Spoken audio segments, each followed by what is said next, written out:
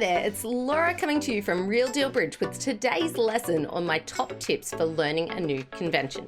Now, this is an area that people love to dive into. We love learning new conventions, but I think there's a lot of pitfalls that people fall into, and I think there's some things that they can do to improve their success when they are learning a new convention. So let's get into it. The first thing that's important to understand is why exactly are you learning this convention? What's the purpose of it?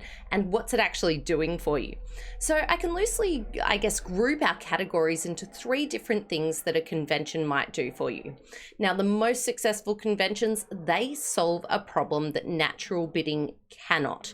So there's a lot of times that we need conventions if we're going to get the right information to be able to, get to the right spot. And there's no way in the world natural bidding, so just being able to bid your suits, can actually achieve this.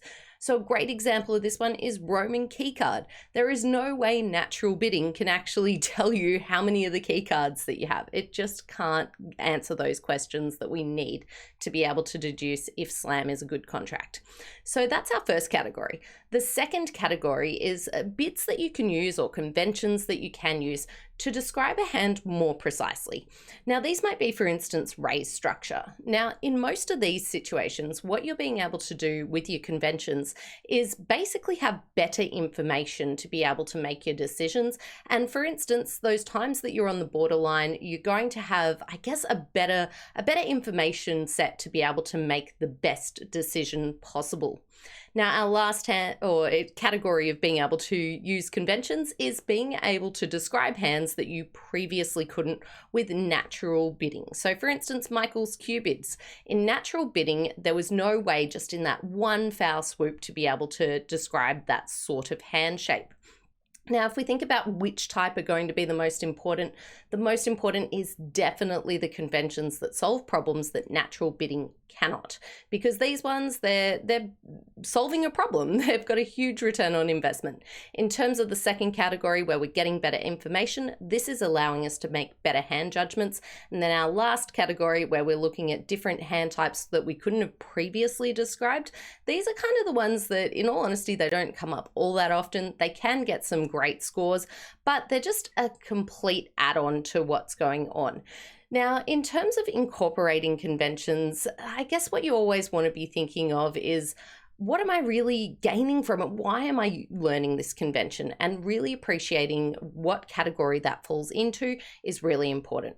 Now, just to give you an idea about our conventions, for the most part, natural bidding does solve our problems. If I played the most basic system with just a couple of key stable conventions, whether that just be like some Stamen, some key card, and literally even just playing limit raises, I think that you're going to get to the best spot at least maybe 80-90% of the time. So when we incorporate conventions, we're really doing it to get that minor advantage.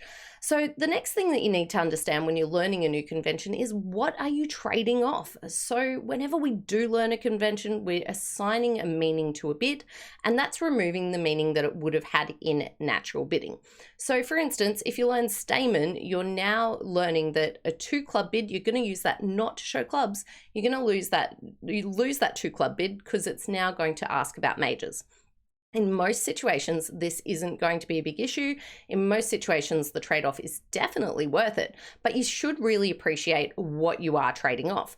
For instance, one of the big ones I find is that if you're playing multi-twos, you are actually trading off being able to straight away get in and preempt your suit.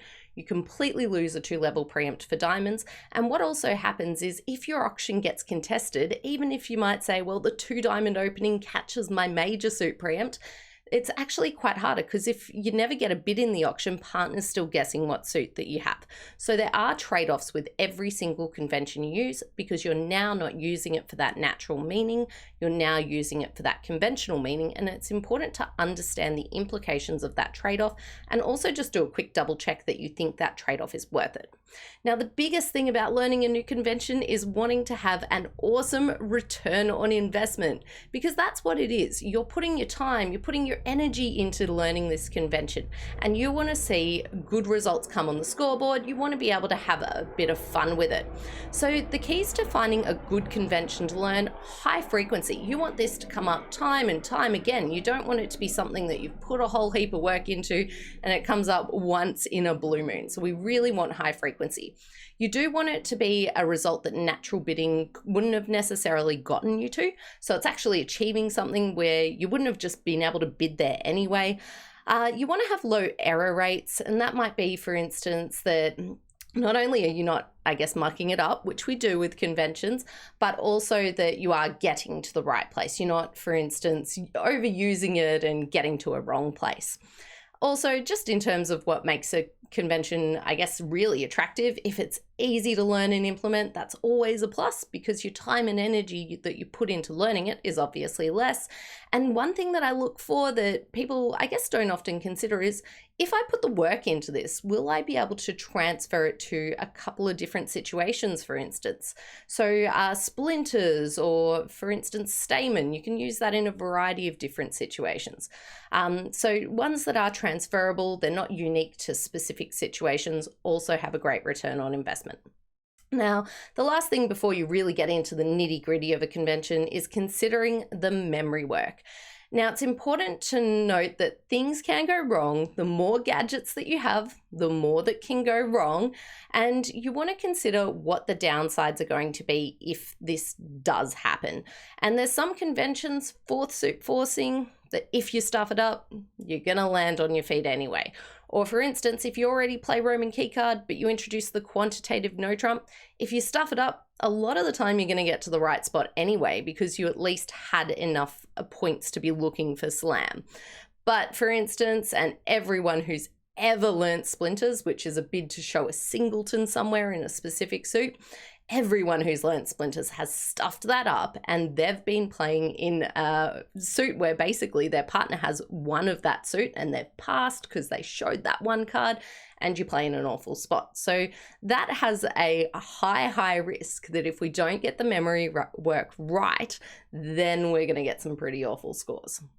So when we get into the real nitty-gritty of a new convention, one of the most important things is learning it back to front. You should be able to know its follow-up bids. It's not just about learning that first step in the convention. It's about learning the follow-up bids and getting the full picture of it. It's about knowing how the opponent's interference will affect the convention and when things will apply and when they won't. It's about knowing correctly how to alert, and also if your opponents ask about the alert, how to explain it. And also one thing that's definitely neglected is knowing the inferences that apply when the convention has been used or when it has not been used. So for anyone that plays splinters, for instance, if you've got a raising situation and a raise occurs normally and not a splinter raise, then there's the inference that partner won't have that singleton a lot of the time, or they won't have the required trumps in your system agreements. So knowing the inferences that do apply when that convention is not used is really important to getting the most out of it. Now, my next tip is that you will get it wrong. It's just a fact of life. We learn something new. We're going to have that teething period where we do get things wrong. Now, it's important that you, in the early stages, don't let this rattle your confidence. If partner stuffs it up, don't hang him out for it. You will get it wrong. The thing you don't want to have is you getting the same thing or the same element of that convention wrong time and time again. If that's happening, it's probably a sign that you either didn't learn it back to back, or that what's happened is that basically you shouldn't be playing this convention. So you will get it wrong, but it's just important to realize what's a healthy amount of getting it wrong and what's really a key sign that you either need to go back to the drawing board and really enforce that convention, or that you just need to turf it and not use it. Now, the next thing that I do suggest is get it right before learning another convention.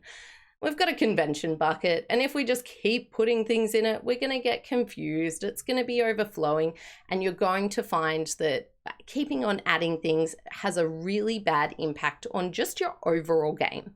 If you can get to the point that you can learn that convention in your sleep, you can spot it straight away when it comes up, you don't mess it up at the table, then that's fantastic. You've cemented that convention. It's now time to move on to the next one, and that won't be having a huge impact on the rest of your natural game and your natural judgments, because no longer are you using a huge amount of memory work just to be able to spot it and use it. So make sure you're really getting that convention cemented before you do move on. The next thing that I do suggest is monitoring its success. So it's really good to know, once you've incorporated things, are you actually improving your score when those bids do come up? And also consider the disasters. So if you do have the memory slip-ups where you forget the convention, do take those into account, because they are affecting the success. And some of those disasters, if you'd just not played that convention, you wouldn't have had them. So it's really important to monitor your success, which does bring us to the last point, that if it's not working, just don't play it. If you're not comfortable, or you're finding time and time again that either your partner or yourself is actually getting the convention wrong, just don't play it. It's just not worth it if it's actually being detrimental to your score.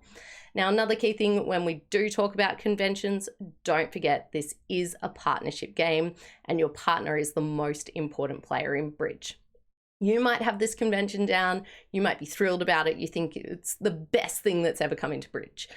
But if your partner is not on the same page, and individuals do think about these things differently, some individuals are so convention happy, they just click in and they love them and they can spot them easily. But for some people, bridge isn't about that. It's about having a very natural game and being able to do those natural things and use that judgment well. So if it's working for you, but it's not working for your partner, that means it's not working for you as a partnership, and it's time to reassess if you should actually be playing the convention. Now, this might sound a little bit bleak for learning new conventions, but they definitely are a fun, fantastic part of bridge. If used in the right way, they can result in great things that do happen at the bridge table, great results and a lot of fun. I guess that you just really want to be quite careful about choosing which conventions that you learn and how you do go about it. And I can't reinforce enough just how much that idea of having high frequency and also solving problems that natural bidding can't actually solve is so important when you are choosing which conventions to learn. So thanks for watching, and I look forward to seeing you at the Real Deal table again soon. Bye for now.